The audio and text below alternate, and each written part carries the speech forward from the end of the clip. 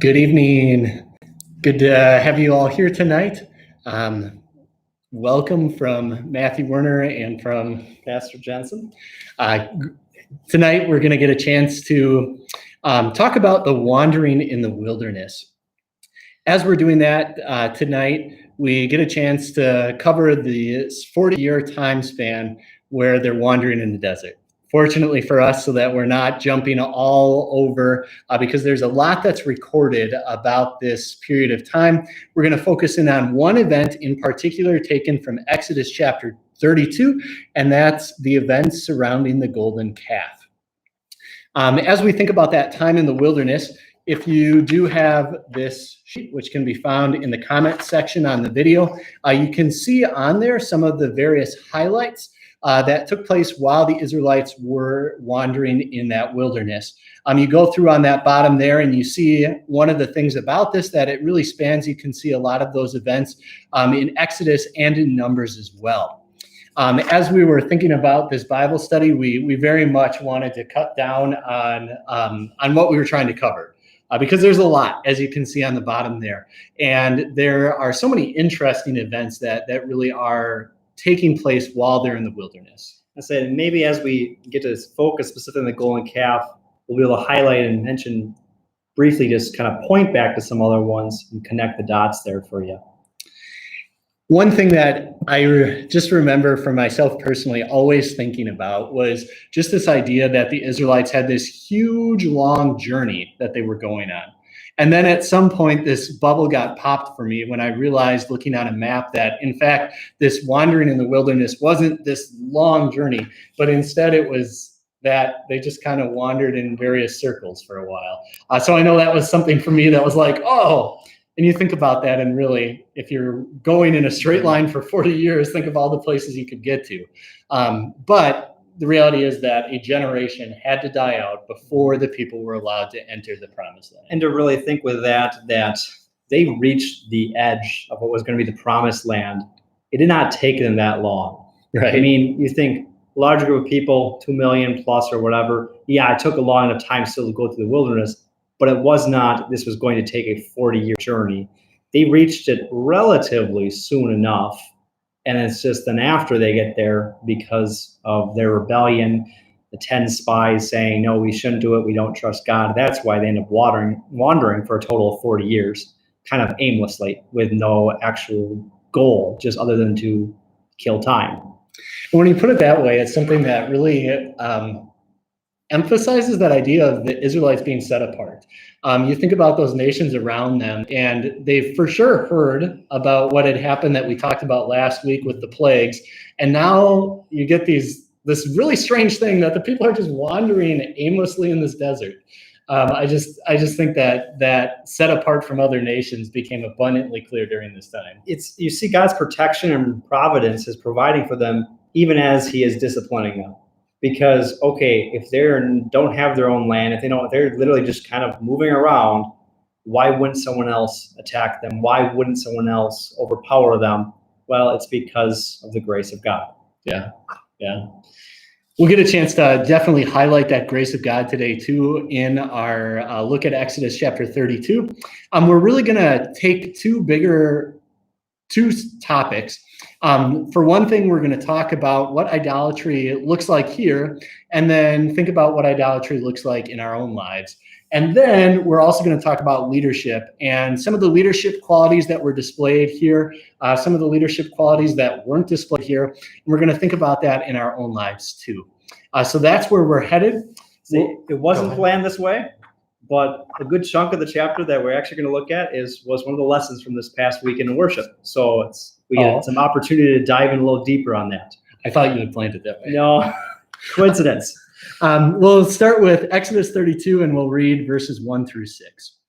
When the people saw that Moses was so long in coming down from the mountain, they gathered around Aaron and said, "Come, make us gods who will go before us. As for this fellow Moses who brought us up out of Egypt, we don't know what has happened to him." Aaron answered them, "Take off the gold earrings that your wives, your sons, and your daughters are wearing, and bring them to me." So all the people took off their earrings and brought them to Aaron. He took what they handed him and made it into an idol cast in the shape of a calf. fashioning it with a tool.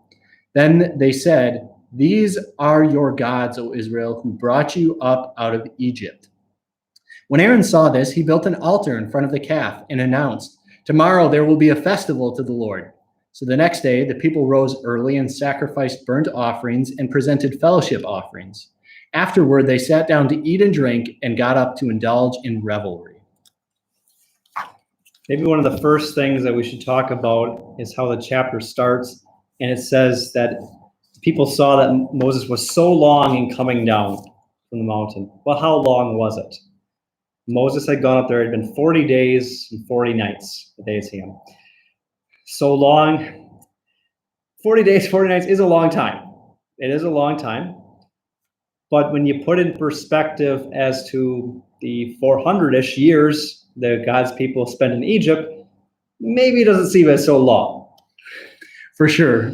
And you see in that section then too that we get the time then, and then just that frustration with the people too that they have, that you think of a people what had just happened for them, and to see them want this. I think that's a fascinating aspect of this to bring out a little bit. Just they had just experienced God's power, and already they are. And maybe too, as far as a comment on the power they experienced. So we looked at the plagues last time. They clearly seen that power of judgment that God had brought against Pharaoh, against the Egyptians, but also the power that God has displayed to them too, whether it was crossing the Red Sea and parting the waters. At Mount Sinai, which is where they are now, God had spoken to them from the mountain. They had heard the voice of God and trembled and said, "No, don't speak. Talk through Moses." Yeah. We see some interesting language being used there that I think is maybe helpful to bring out a little bit. One, we see them reference, "These are your gods, O Israel, who brought you out of Egypt." And we get a couple references to gods. And then we also get it going back. Aaron says after that in verse 5, "Tomorrow there will be a festival to the Lord." So maybe if you could help connect the dots in some of the language that's used there. And so when you see say, "Make us gods," that all opens up a little debate. What are the Israelites asking for? And you see, okay, a golden calf is fashioned. Well, first looking at gods. Is it singular? Is it plural? That's a hard question. Maybe in English it seems like it's simple when it's plural, but in the Hebrew, oftentimes the word for God is in the plural form, and that's how when we see the true God, it's plural, and that's how it is. Knowing from how God reveals in the rest of Himself, we can clearly see, okay, God is also triune, three persons, but it's maybe just emphasizing His majesty. And so when they say plural gods, were they really looking for other gods? It's a little harder because then also too, you see Aaron saying, "Come, let us, tomorrow there'll be a festival to the Lord." Either way, something is off. Something is clearly off here because, all right, they have now a golden calf. And nowhere has God ever told them, "Make a golden calf and part of your worship for me." It's never been a part. In fact, it's been the exact opposite. The calf figure is part of a worship of Egypt. It's part of a worship of Canaan. In Egypt, it was one of their gods, the golden calf, Apis. They worshiped the bull. So Israel was certainly around that. In Canaan, now that's the land they're going to, but you also have to remember that, a long time's passed, but they did come out of Canaan. And you even look at their forefathers, take Jacob's wife Rachel as an example, bringing the household gods. Okay, it's not as if you think that there was no idolatry ever happening and mixing among the Canaanites. And they would use this golden calf as part of their worship as a pedestal to their gods. And so a lot of their images would have this calf, and then it would have an image oftentimes maybe as a man, and that was essentially Baal, who they'd worship. Sometimes they'd have statues where it was like a calf man, and so it kind of got merged together. And so then the question, what are they worshiping here? it may be a little hard to tell. Are they actually worshiping the calf? Maybe not. But what they aren't doing is worshiping how God said. He had clearly said, and he had spoken to them, do not make any images, carved images in worshiping me. That he spoke to them. We look in Exodus, Jay, a few chapters back, but really not too long ago, they're at Mount Sinai from the mountain declaring this. You shall worship the Lord your God, him alone. Clearly they're not doing that. And you see this big fancy word, syncretism, in their worship. Syncretism just means a combining. That you have the name of the Lord, you have festivals, you have even here the burnt offerings, fellowship, those are offerings God commanded to them right recently, but yet you have this calf. And I think that combining of something is that we continue to see that in their worship lives going forward. That when we fast forward in their histories, we see that they continue to do this as they come into the promised land during the time of the kings, that they continue to merge those religions. It's nothing that's going away in Israelite history. It's really nothing new. When you look back, you see glimpses of it too. I said maybe the biggest probably thing that makes it stand out is what had God just all done for them. Yeah, he had just delivered them from Egypt. He has spoken them his commands, made his covenant that you are my people and this is how you worship, and so quickly. And we get a chance to see too, even with those questions that are posed for us elsewhere in Scripture, we see the Apostle Paul talk about this. We see in Acts as well that this gets in Stephen's sermon that he is kind of preaching. We get it very clearly laid out for us that this isn't just an oopsie, that this was very much a sin and identified as such elsewhere in Scripture. We'll continue then with verses 7 through 14. Then the Lord said to Moses, go down, because your people whom you brought up out of Egypt have become corrupt. They have been quick to turn away from what I commanded them, and they have made themselves an idol cast in the shape of a calf. They have bowed down to it and sacrificed to it, and have said, these are your gods, O Israel, who brought you up out of Egypt. I have seen these people, the Lord said to Moses, and they are a stiff-necked people. Now leave me alone so that my anger may burn against them, and that I may destroy them. Then I will make you into a great nation. But Moses sought the favor of the Lord his God. O Lord, he said, why should your anger burn against your people whom you brought out of Egypt with great power and a mighty hand? Why should the Egyptians say, it was with evil intent that he brought them out, to kill them in the mountains and to wipe them off the face of the earth? Turn from your fierce anger, relent, and do not bring disaster on your people. Remember your servants Abraham, Isaac, and Israel, to whom you swore by your own self. I will make your descendants as numerous as the stars in the sky, and I will give your descendants all this land I promised them, and it will be their inheritance forever. Then the Lord relented and did not bring on his people the disaster he had threatened. If you can try to picture the setting here, so as we have this interaction, God and Moses, they're up there on the mountain. And obviously the Lord, who knows all things, he is simply telling Moses, this is what's taking place. As you come up here and you're speaking with me, and I'm giving you my word to tell the people, just know that this is not a surprise. I know this is going on. And now I want you to know that this is going on. And this is my reaction. He says, they are stiff-necked people. Carrying over maybe from last time, they are hard people. They have hard hearts. And some other things, I guess, there's quite a few things that we can look at from that. It's interesting then to talk about this conversation, this dialogue that Moses and God have, with God saying, I'm going to destroy them, or should I destroy them? And Moses then acting in this role as mediator, defending the Israelites. I guess, what do you make of that conversation, of that defense? You have to try to put yourself in Moses' shoes and think, man, this must be an awkward position to be in. Here, the Lord Almighty, who has every right to destroy them, who has all the power to destroy, because we just saw him do all that in Egypt. And the people are doing the same thing that the Egyptians did, hardening their hearts against the Lord. And now the Lord tells Moses, this is happening. Well, what do you do? it's almost, you feel like, is this a trick question? If I say, don't punish them, the Lord has every right to do it.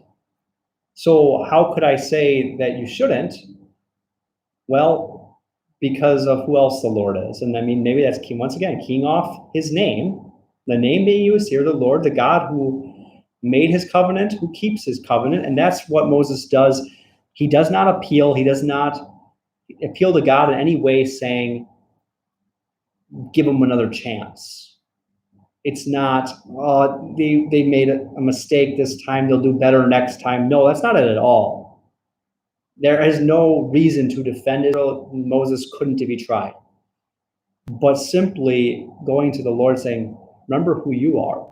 Now, not that God forgot, but this is kind of a test from the Lord to Moses. A test to the Israelites as he's taken Moses up there 40 days and they are without him. But a test also to Moses of, all right, what kind of a leader are you going to be? And I think that's an important thing to take away from this, that this isn't Moses calming God down, but that idea of a test for Moses, I think, is one that's really important here. And I think one of the things that you mentioned that's really key to understanding that is that God doesn't, we see that when we read that section, it says that he talks about doing this thing. He doesn't just do it. And I think that's where you start to understand that idea of a test, because God's all powerful. We've seen him demonstrate that already as we look at the Bible countless times in this short section there. We see it over and over again. He could have just done that, but instead he talks about it before he acts. And that's where we can see that test being set up. Yeah, and you see maybe perhaps even a temptation. I mean, think about the test. It's not even just, I'm going to destroy, I will make you, Moses, into a great nation. Very personal then too. Yeah. I mean, if there was ever a moment, oh, okay, questing power here, Moses, here it is for you. But what does Moses say? I mean, looking at God, why should your anger burn against these people? Why should the Egyptians say it was with evil intent? Remember your servants Abraham, Isaac, and Israel, to whom you swore not by them, but by your own self. And that's where, and so then you see swearing by his own self, the grace, the love that is here is not attributed to Moses, but to God. Mm-hmm. That this is unbelievable, undeserved love that God shows to the Israelites. And as you said too, it's not as if Moses is calming God down. When he says that the Lord relents, it's not that he changed his mind, that Moses convinced him. It's that he has now changed a course of action, taken a different course of action than what he said he might take. Which is a key difference to see there. So what, if you're following along on those worksheets, we want to kind of take this and talk about the idolatry that exists here. As we've talked about this, it is certainly helpful to kind of think of maybe some of the nuance that exists here in what the Israelites are doing. And I think it's helpful. This is another thing that so often it's easy to say, like kind of shake your head, do a face palm, like you guys are worshiping, and certainly can have those reactions. But I think in doing that, we get away from maybe what we can gain from studying this account. And it also shows us, as we look at that nuance that exists here, is that what's going on here is just this, God told them to do one thing and they do a different thing. So just that idea of what form do false gods take in our own lives?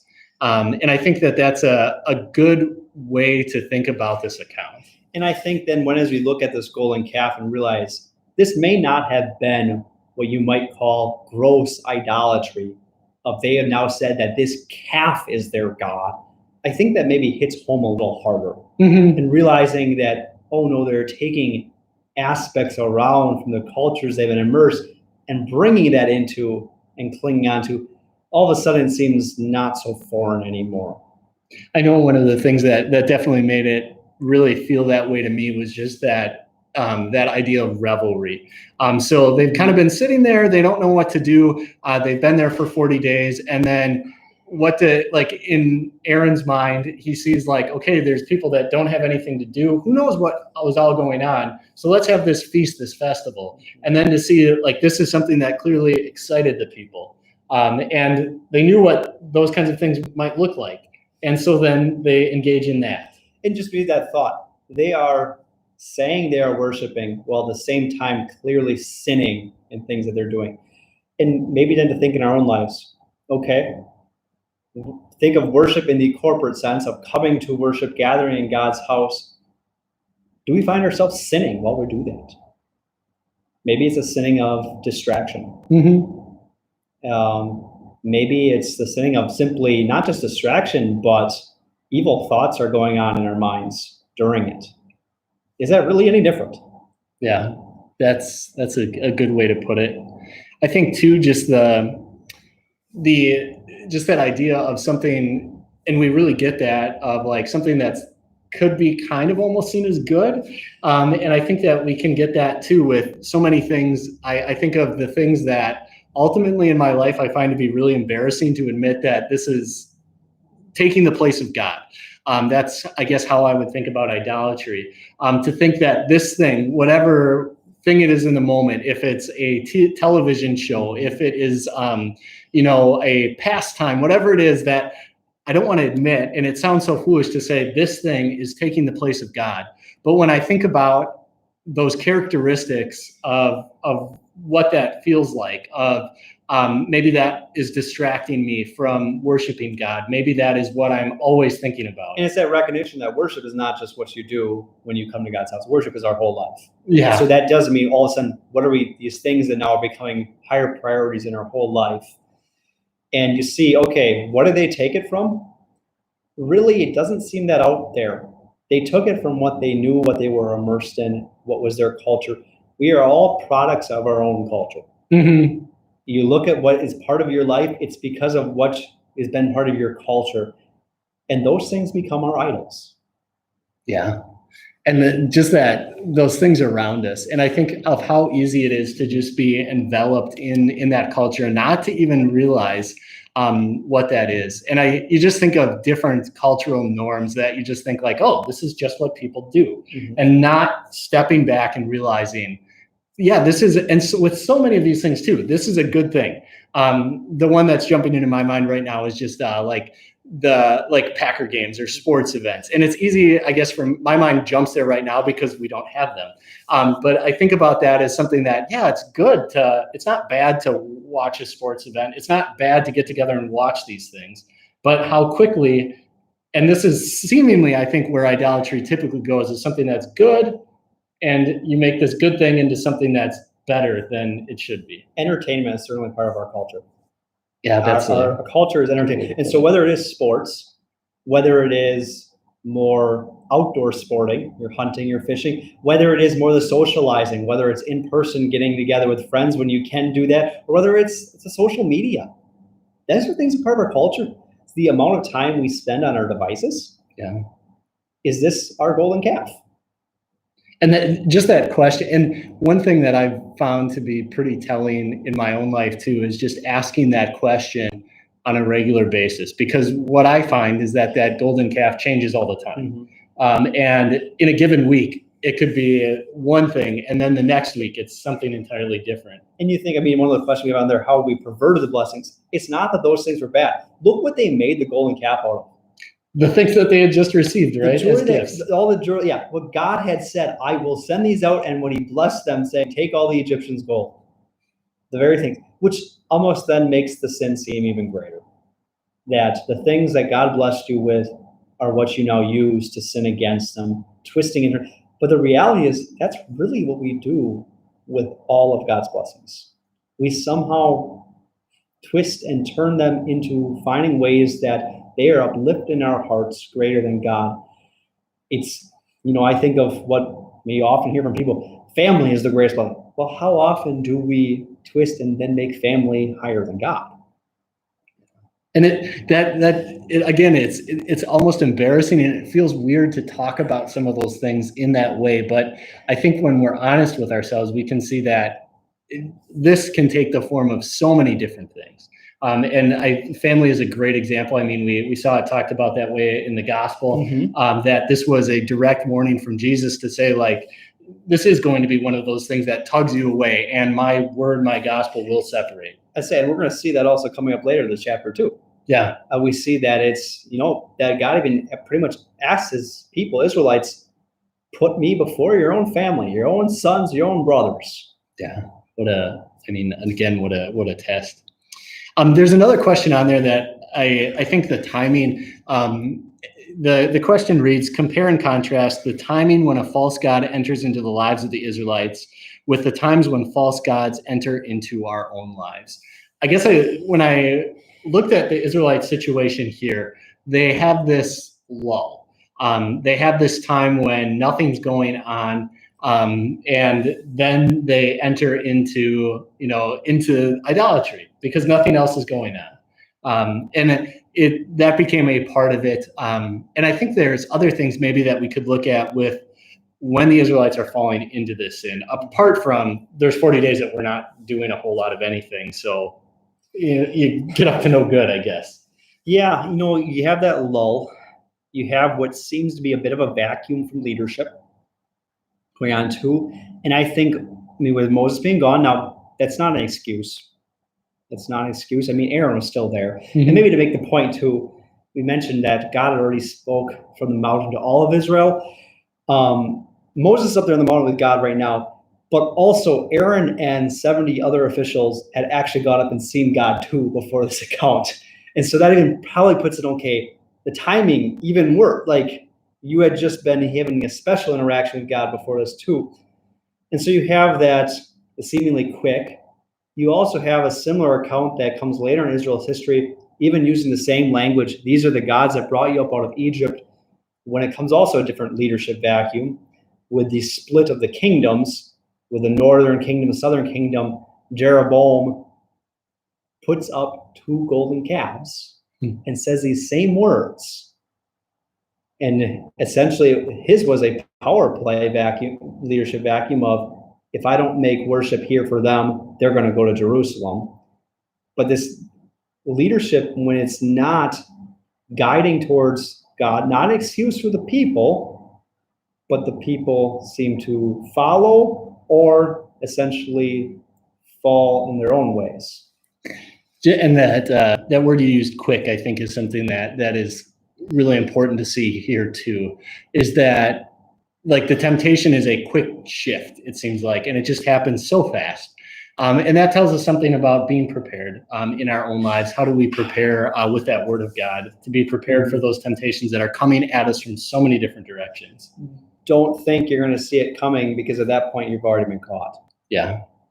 Yeah. And that's another interesting part of this too, is that this fall from grace too, of like this, you would look at this situation, you mentioned the timing of it all, and you would think like, this is not a time that they would fall because they've had these experiences.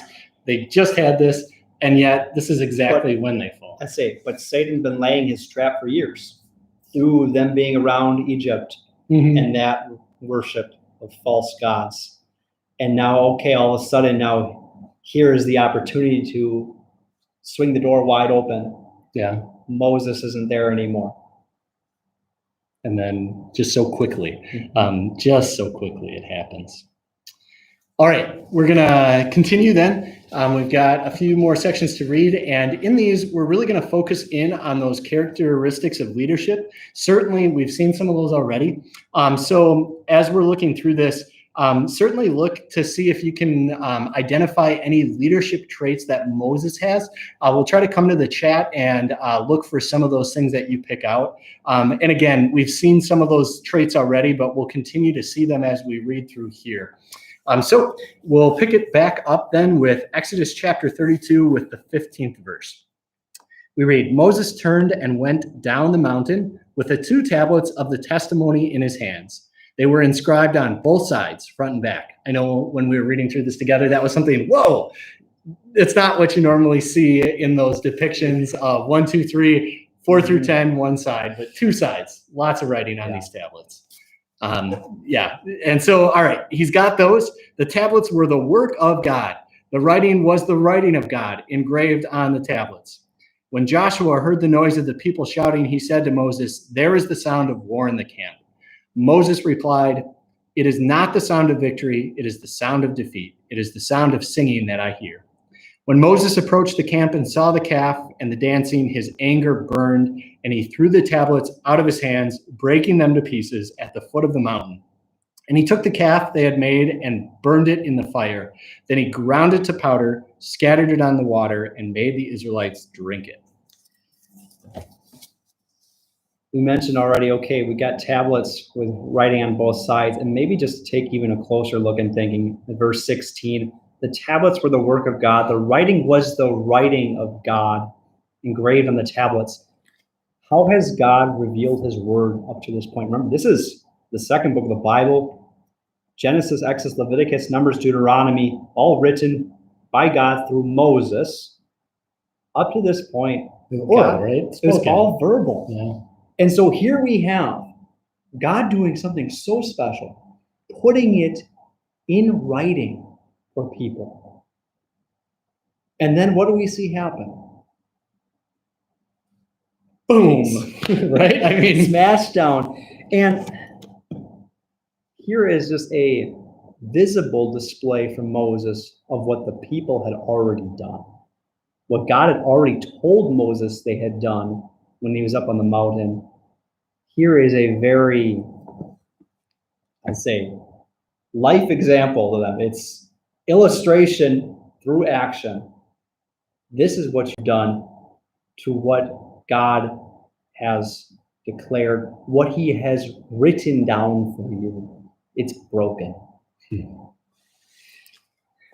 What do you think about Joshua's reaction to the noise? And so you got to remember that Joshua is a little out of the loop here. Moses had the words from the Lord say, this is what's happening down there. Yeah. Joshua is not up there in this cloud, but he is not with the people. And so it almost is an insight to what this picture of the Israelites' worship actually looked like. Because as Moses said, it's the sound of singing. Yeah, he knows because he knows what they're doing. They're worshiping. But to Joshua, it's chaotic. It sounds like it's madness taking place down there. Yeah. And you see, I mean, a contrast here.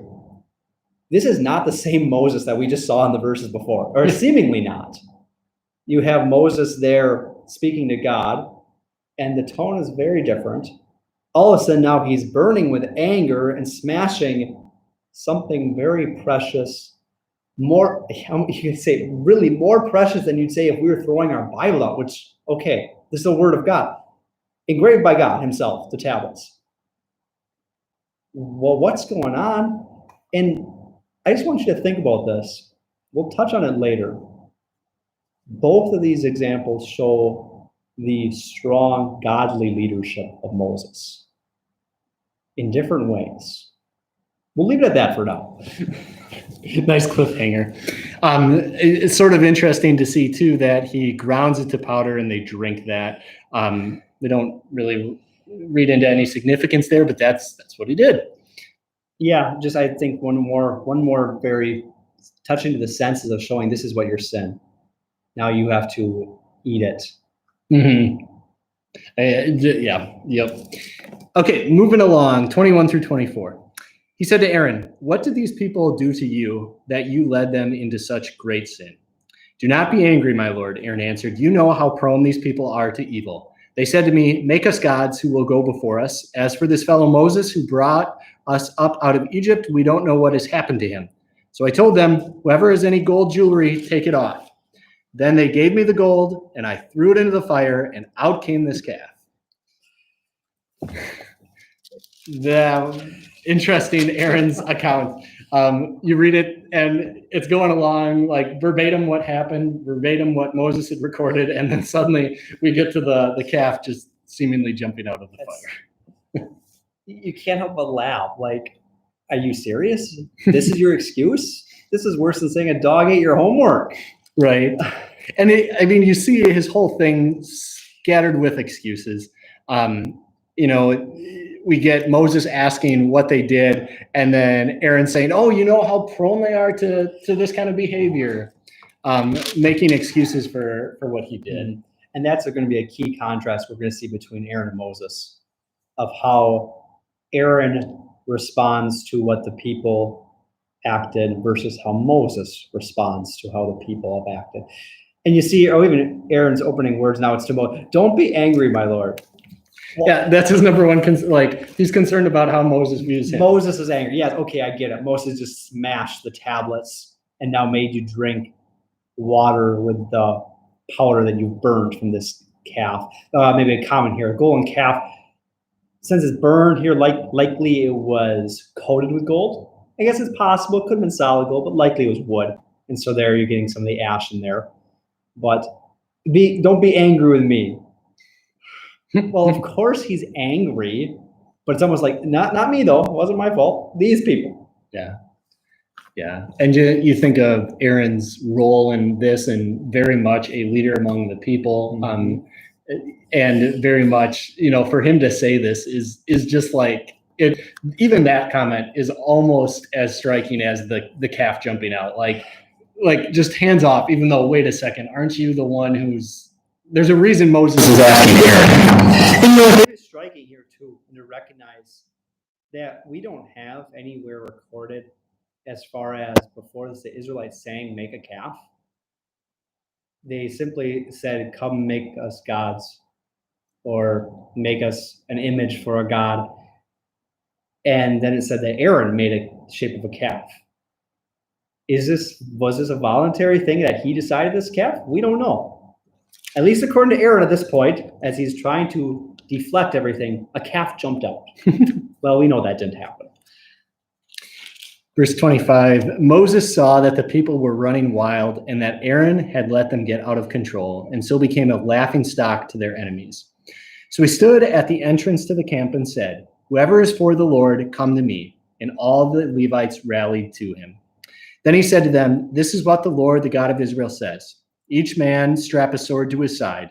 Go back and forth through the camp from one end to the other, each killing his brother and friend and neighbor."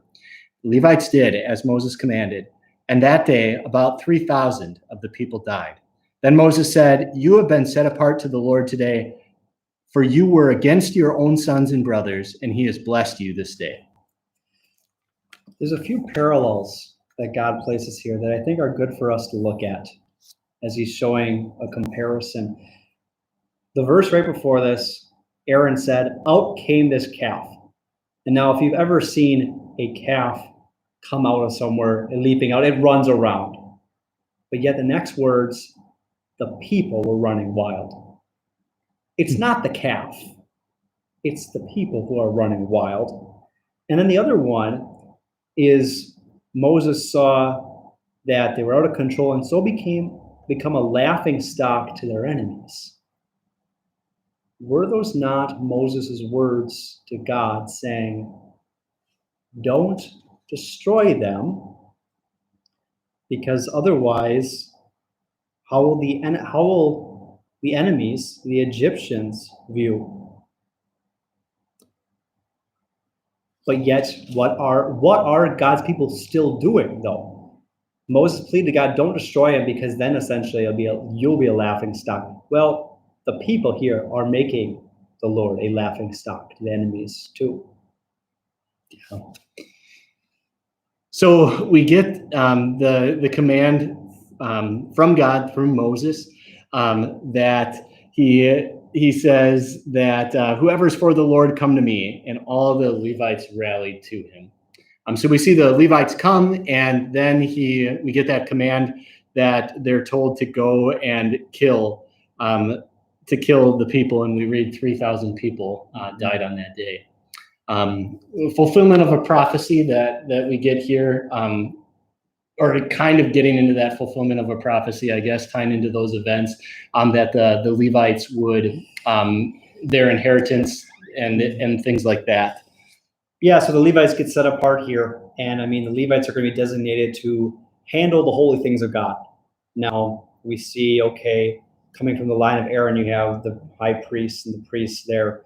The other Levites that are not from that family clan, they also would still deal with things in the tabernacle, the temple, and worship. Like they are set apart for God for his holy things. Probably not how you would expect them to be set apart. Yeah, very true. Yeah, it's the killing of these people. It's killing, but I mean, think about it a little further though. It is still appropriate, very appropriate, because what are they doing? They are lifting the Lord above all things. And so how appropriate that those who did, the tribe who did, are the ones who then lift up the Lord in worship. Who are the ones who are very much carrying the holy things, carrying the tabernacle as they travel around, lifting up physically, visibly now from here on out. Pretty cool, and that's something that we'll read about. You see the Levites talked about doing those things so many times in Scripture, and kind of to be able to go back to this event and to tie those events together. I think something that is interesting here is the difficult thing that they do, and that's something that I just find easy to identify with, the idea that they are asked to do something that is very, very hard, and they're commended for doing that.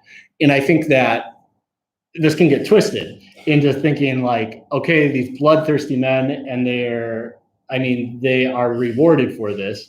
But I think you can also look at this and say, put yourself in their shoes. If you see a friend who is doing this horrible thing, and you are asked to call them out, in this case, to go and to cleanse them for what they have done, how difficult that would be. And we see the Israelites show that love for God, that they are willing to do this very difficult task. They are being asked to be instruments of God's law and carry it out. And this is an act of God's judgment here. And by bringing his judgment, he is preserving his name as the Lord, preserving it. And yeah, okay. There are tough times where God asks us to be instruments of his law.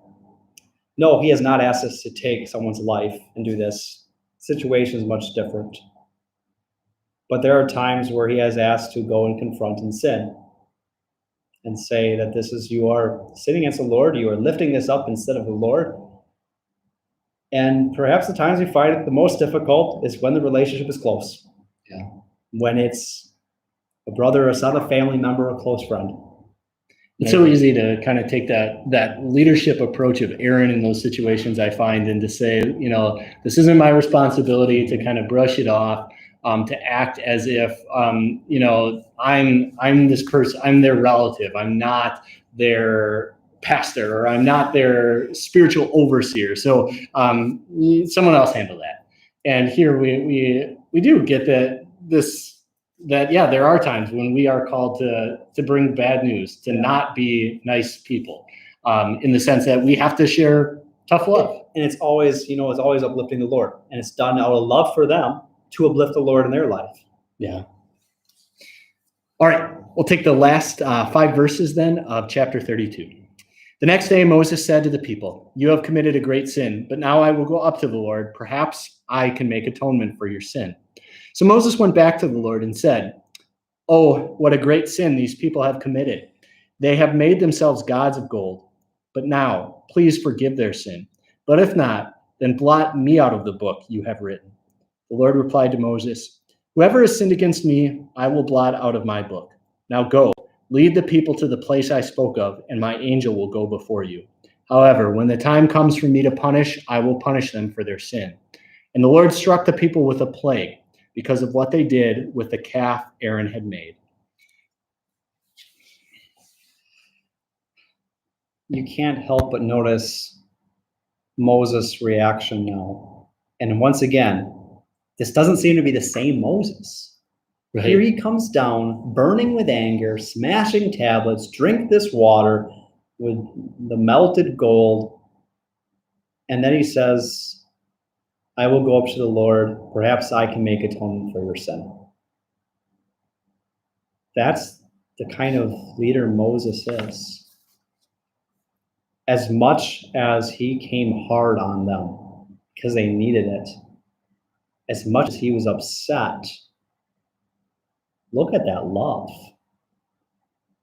It wasn't, go figure this out for yourself. This is your problem between God now. No.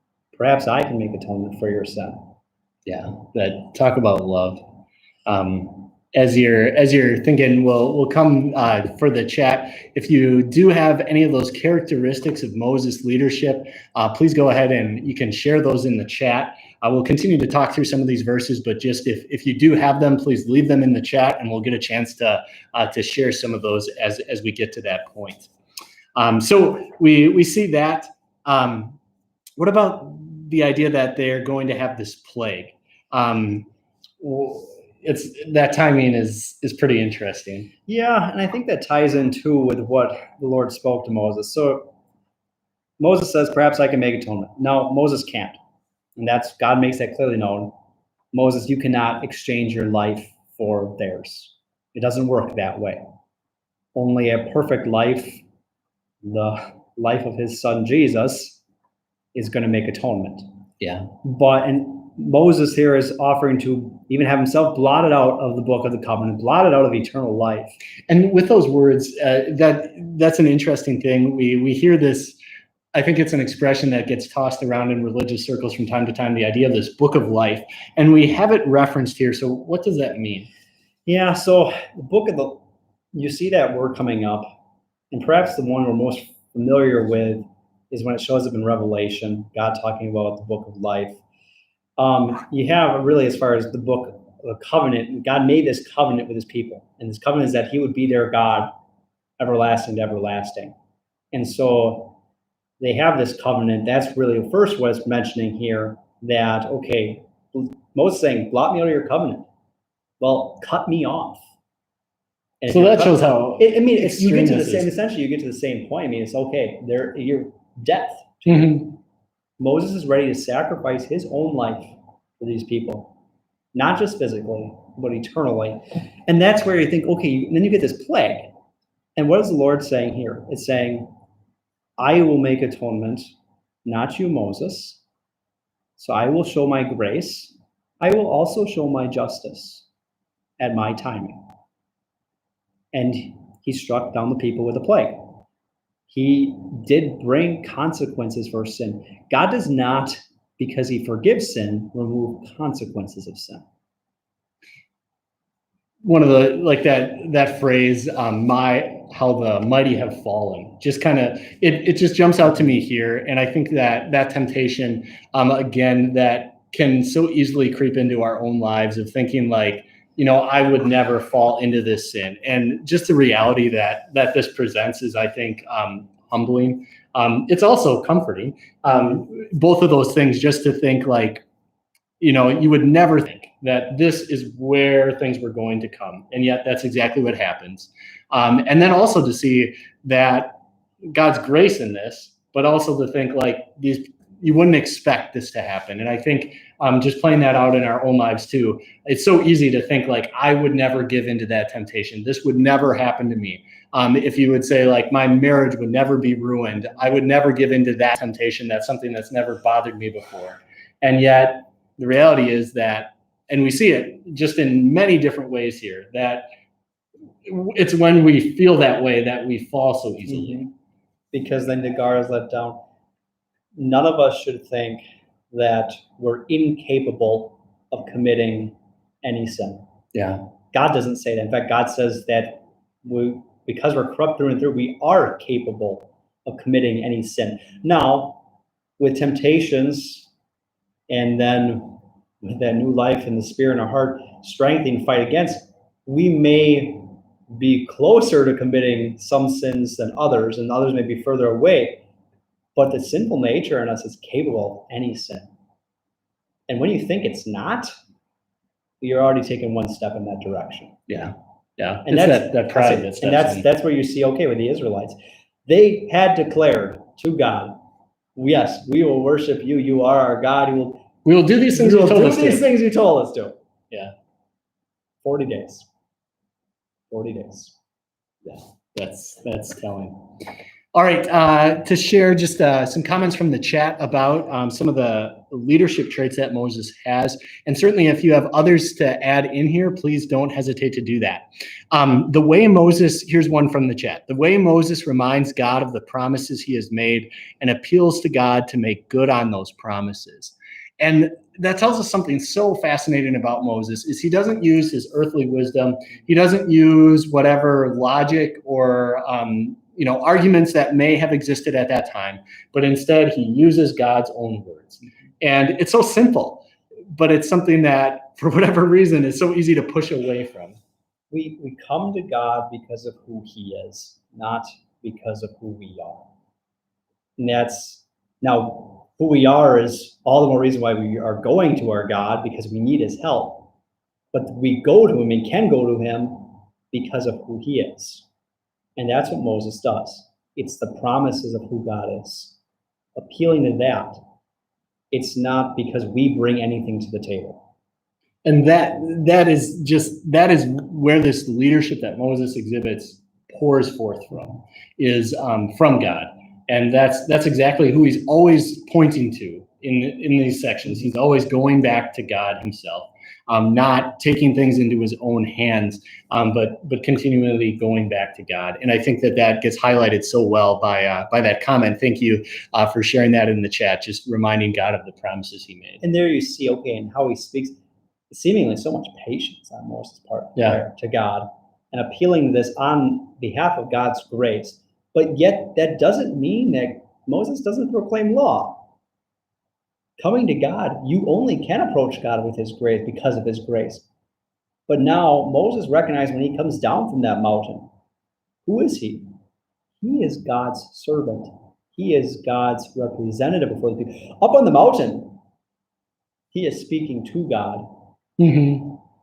Down the mountain, he is speaking for God. And what a difference then. And you think of then the actual things those characteristics that we see when he is doing those different things. When he is speaking on behalf of God, we see, boom, chucks the tablets down. We see that, we see the very direct law that's shared. But then when he's speaking to God on behalf of the people, we see that patience, that humility, that love for the people come out. And you see that love come out then in contrast to the anger. Right after that, after he comes and smashes the tablets and condemns them for their sin, then he goes saying, "You've committed a great sin, perhaps I can make atonement." And I see we have a question here. What is Moses really saying as he goes? Is he saying, "I'll go to hell for them"? And that really is what he's offering. Cut me off from your covenant. But now take the note also then how God responds. When God first told Moses they are committing idolatry, worshiping false gods they've made, I will destroy them, wipe them off, and start with you. Moses appeals to God's promises, and the Lord continues the course of action, not of destroying, but takes that course of action, changing into, I will not destroy them. We don't see that same language here. We don't see God relented. No, God did not wipe them off the face of the earth. But it's not God relented and he put his punishment on Moses. No, because that was not God's promise. It was not a promise that, yes, Moses, you can take their place. No, there would be a substitute, Moses, but it's not you. And so I'm not changing that course of action. I'm not going to wipe them off right now, but I'll continue to send my angel before to lead the way, but I will punish when the time comes for punishment, and he sends a plague. We see two very different leadership styles existing in this text. We see Aaron and we see Moses.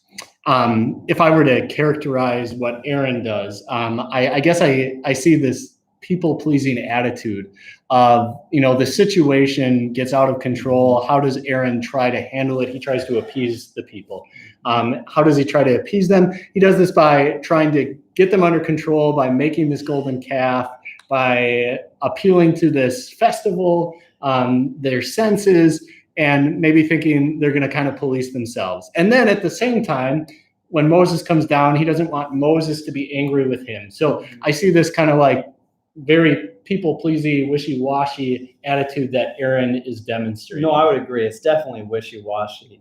It's seeming like maybe Aaron was hesitant on it all as he still proclaims this is the Lord, but he's clearly giving in to the people.